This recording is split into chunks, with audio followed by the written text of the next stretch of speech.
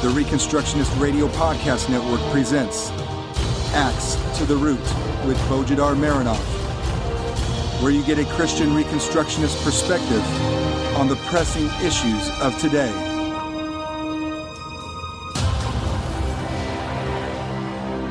Welcome to episode 43 of Axe to the Root podcast, part of the War Room Productions. I'm Bo Marinov, and for the next 20 minutes I will be getting in trouble, which means I will be speaking to modern American Christians and conservatives about the biblical view and historic Christian practice on an issue about which they think as liberals and progressives. Have you ever noticed that American Christians, when challenged with a biblical or historic, that is conservative position on some issues, respond as progressives, but we live in different times today? Just like progressives who like to say about the Constitution or about the Second Amendment, but we live in different times today. Well, immigration is one of those issues. Every time I point to modern Christians or conservatives in general that the Bible doesn't allow the state to control non-criminal individuals and that America was an open borders country historically, that is conservatively, the answer is, but we live in different times today. Different indeed, the lowest crime rate ever, the lowest number of terrorist acts per year ever, the highest level of safety and prosperity ever. I mean, such times are the best times to tremble in fear, right? But such facts are of no consequence to people paralyzed by fear, and that's exactly what modern American Christians have become. It is for this reason Donald Trump's ban on accepting refugees and in general the immigration restrictions policies of the federal government in the last 100 years have met such thunderous applause among today's American Christians.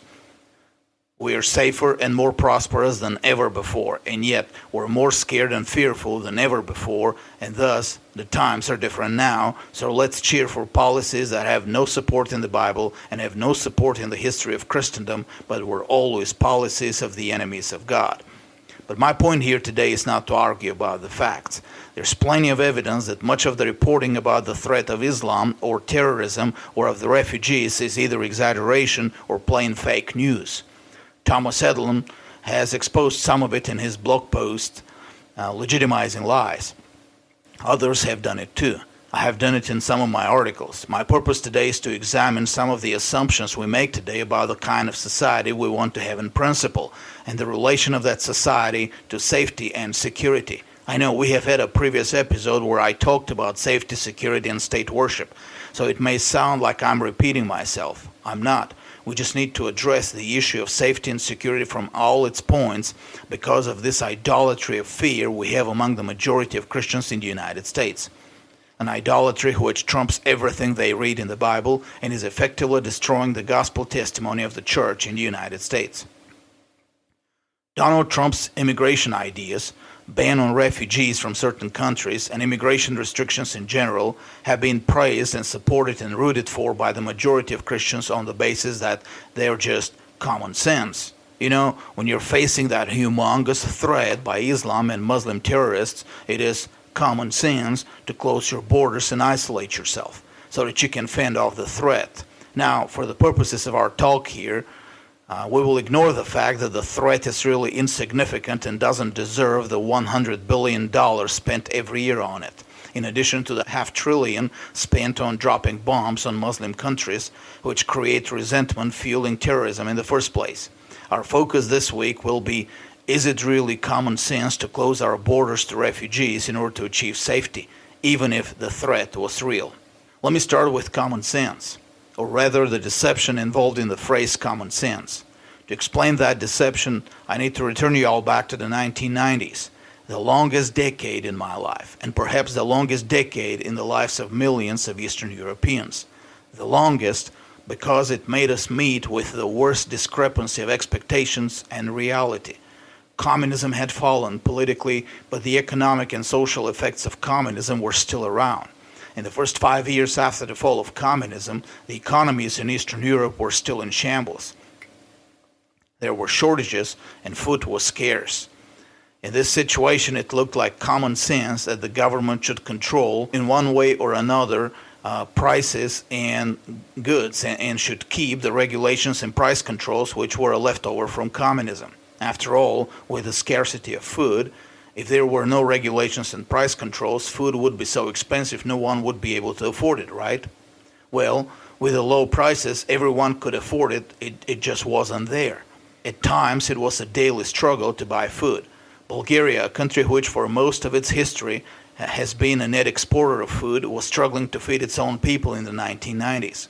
So the government employed its common sense and imposed regulations and price controls to make sure people could afford to buy the little food that was offered on the market. Things got worse and worse, of course, and for what reason I don't know. At some point the public opinion started changing from the traditional common sense of regulate them to make it affordable to the novel, radical concept, also called market fundamentalism by some opponents, of just let them produce, freedom to produce. So eventually the parliament and the government decided to experiment with, of horrors, a liberalization of prices and production.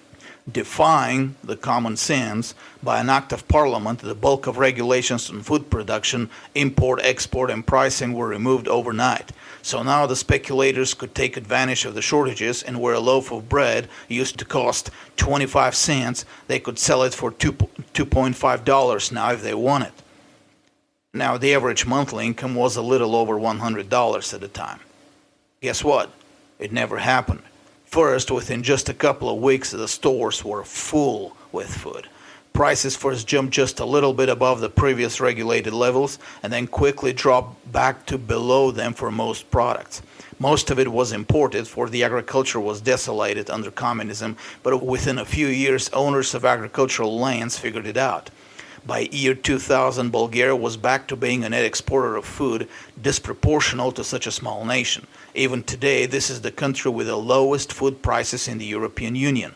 There's still tons of problems to solve in the politics, the economy, and the society in Bulgaria, but this one is a clear success story.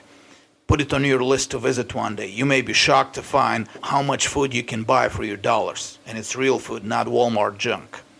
The lesson was that common sense was not common sense, or rather that what passes for common sense is in fact not so common, that it is conditioned by our religious presuppositions. The previous common sense was based on a metaphysical view of reality, that there is a certain metaphysical amount of goods in the world, and that in order to not have people starve, the government had to intervene with a metaphysical solution, namely regulate the prices and the distribution of that food. The problem turned out to be, surprise, surprise, ethical judicial. Food producers and importers liked to be free and therefore didn't like regulations and price controls. Notice it wasn't even about money, since the prices eventually settled down to lower than the previous price controls. It was all about liberty and justice. They would produce only if they were free and independent of bureaucrats. Thus, only an ethical judicial solution could work. Common sense was not what we thought it was. It was contrary to our instincts. Scratch that. It was contrary to our presuppositions. Yeah, I know, this would come as a duh to most Americans. What's the big deal about it? We all know that the supply and price of any commodity depends entirely on the initiative of the producers. Thus, it is obvious common sense that government regulations won't work. What most Americans don't realize is that we're besieged by thousands such examples in our own personal lives in America, in our communities, in our social and political and economic endeavors, where our common sense is actually not common sense because it is not informed by nor based on covenantal, that is, ethical judicial presuppositions, but is rather informed by inherited cultural bias, which is seldom biblical or covenantal. The Bible, in fact, speaks of such conflict between common senses. And guess what? This conflict is one of the major conflicts in the Bible. Common sense is not an objective reality. It is conditioned by religion. And in many places in the Bible, God contrasts the common sense of His law word to the common sense of pagan religions and man's word. Some of the examples are more obvious and mundane, but some are spectacularly radical and literally turn the world upside down. The most radical, of course, is in Matthew 16:25, Mark 8:35, and Luke 9:24. For whoever wants to save their life will lose it, but whoever loses their life for me will find it. What passes for common sense, the instinct for self-preservation, is really not common sense at all. It is those who sacrifice themselves that get life, or expressed figuratively in John 12:24 and 1 Corinthians 15:36.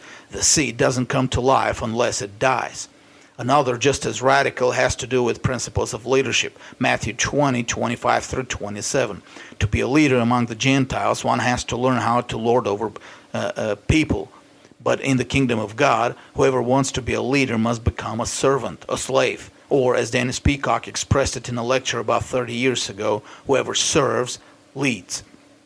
In a similar vein, we see the conflict between two views of common sense in 1 Samuel 8.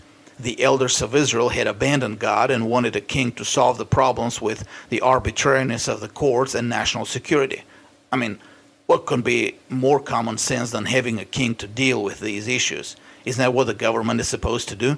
Look at all the nations around. Don't they all have their kings? Samuel's view of common sense, informed by the word of God, was to the contrary. Having a king won't make you more safe and secure, for your king will be your oppressor. Scrap that nonsense with having a strong central power and strong borders. Return to God as your king, obey his law, and you will have safety.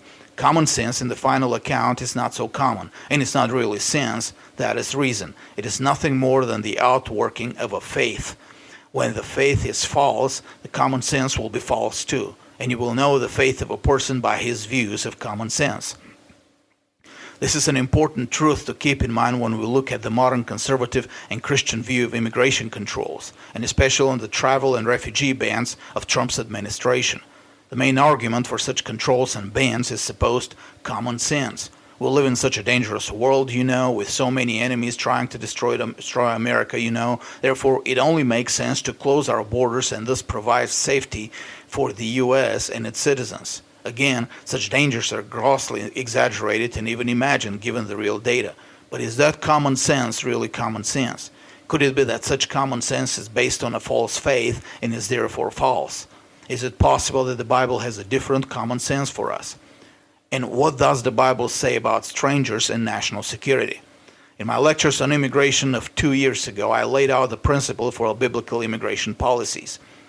These principles, if we follow the testimony of the Bible, must be, first, that the same law must apply to the stranger as to the homeborn.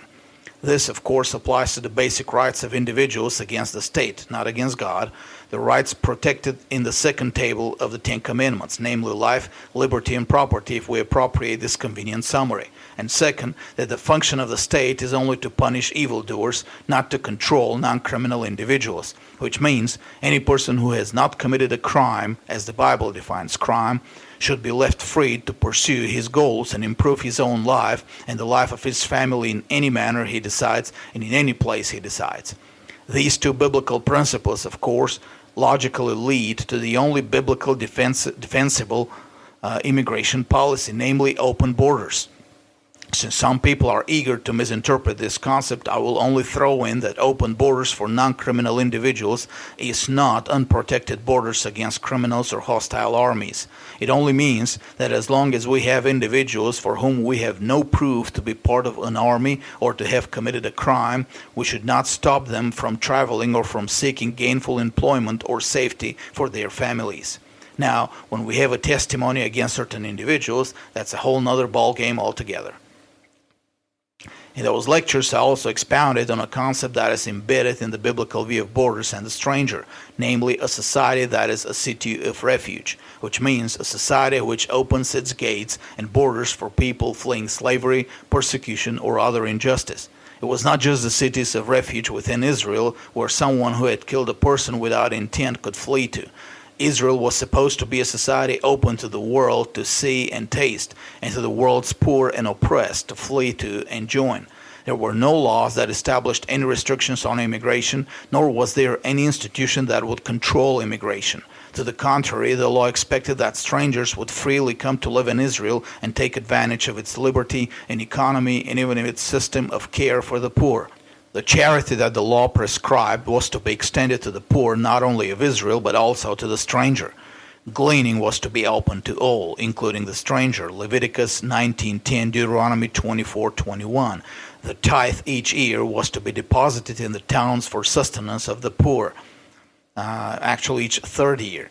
And the stranger in town was entitled to eat from it. Deuteronomy 14:28 through 29. But there was more. Refugees from oppression were to be allowed free entry and liberty within the nation of Israel. In Deuteronomy 23:15-16, quote, "You shall not hand over to his master a slave who has escaped from his master to you.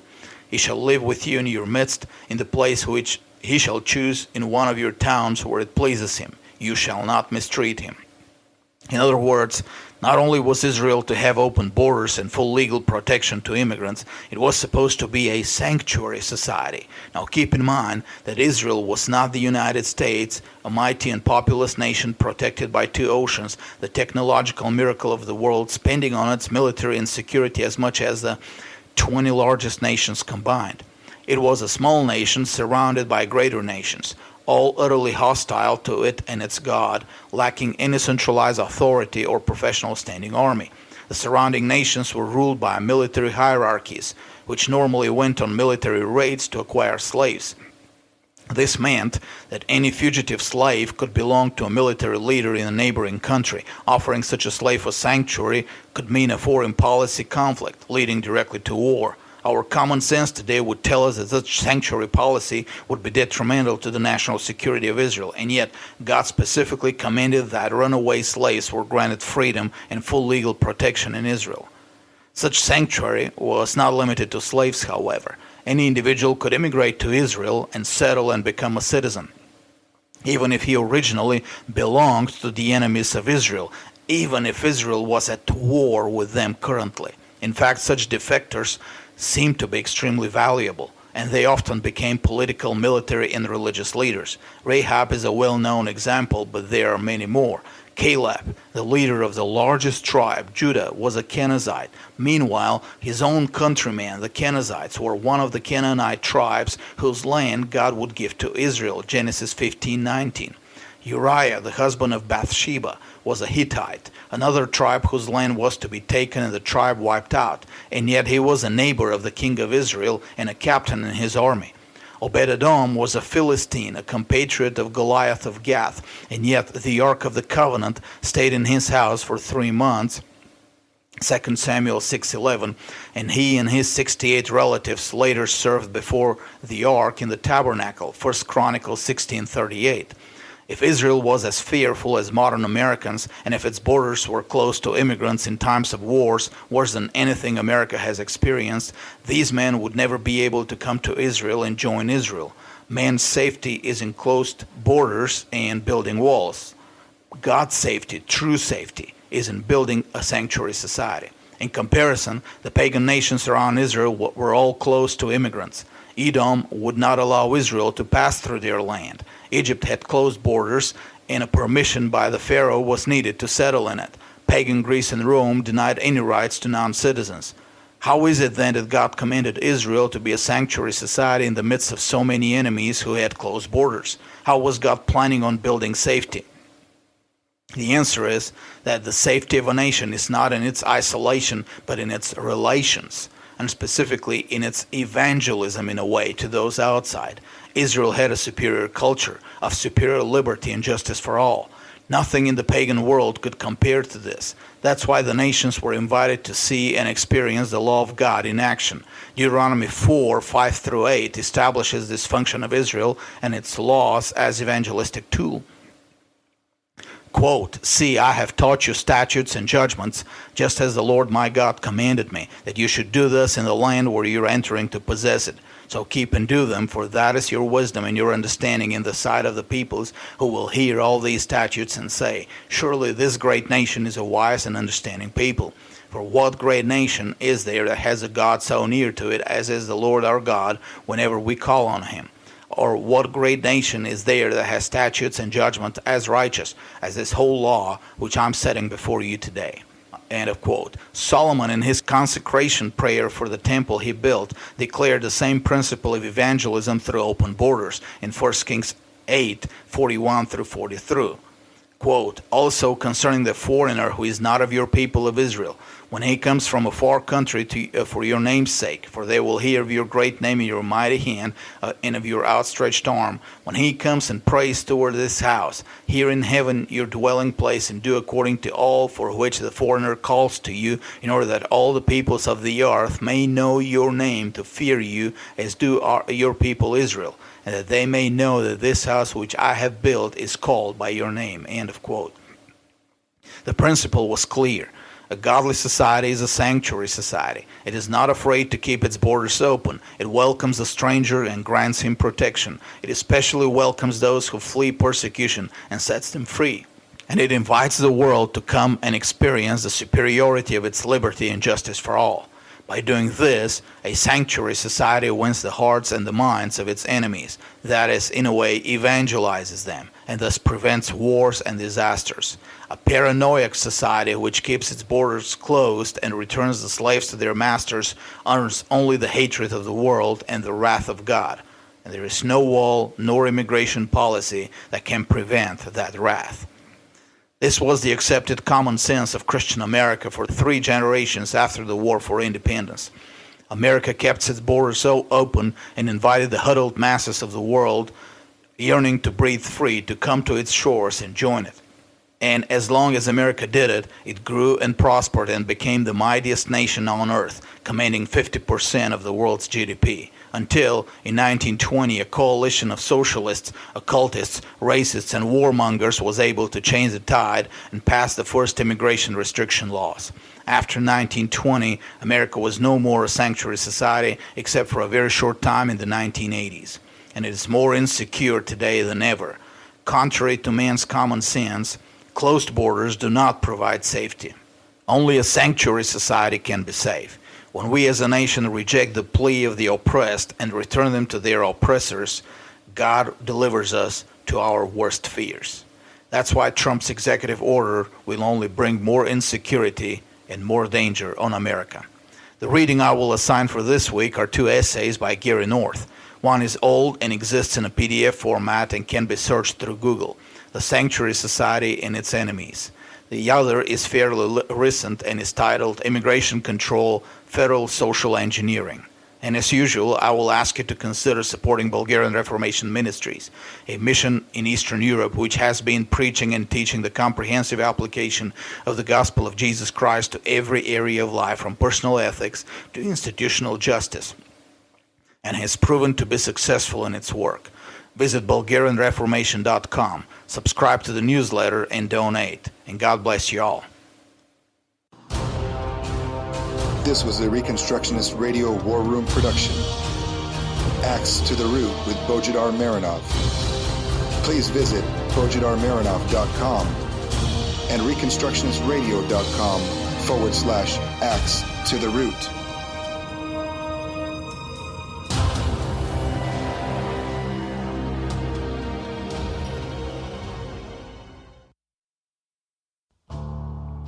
The Reconstructionist Radio Podcast Network brings to you a complete lineup of podcasts where you will hear practical and tactical theology. Our desire is not simply that you consume our shows, but that you also live out your faith in every area of life. We can talk all day long about these things, but if we fail to put them into practice, then we fail as ambassadors of Jesus Christ, our King. Subscribe now to your favorite Reconstructionist Radio Podcast Network shows. Or you can subscribe to the Reconstructionist Radio Master Feed, where all of the content we produce, including the audiobooks and audio articles, will pop up as soon as they are available. And don't forget to visit ReconstructionistRadio.com to volunteer as a narrator or to partner with this ministry financially. May the Holy Spirit stir you into action for Christ and His kingdom.